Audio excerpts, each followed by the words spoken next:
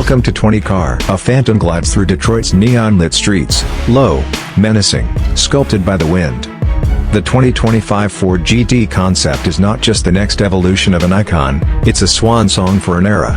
Its razor-sharp aerodynamics, floating buttresses, and Le Mans-inspired diffuser whisper of speed, while OLED headlights cut through the darkness like a predator's stare.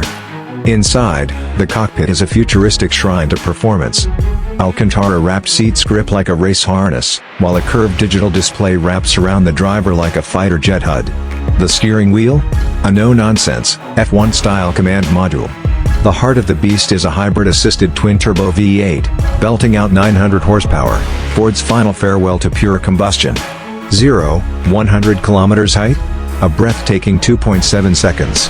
With an adaptive aero system that adjusts in real time and an electrified AWD setup, it sticks to the road like molten rubber on asphalt.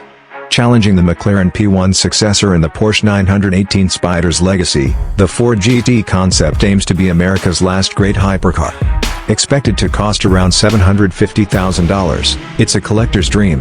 But as Ford's performance future leans electric, this might be the last time we hear a GT roar. And behind the wheel?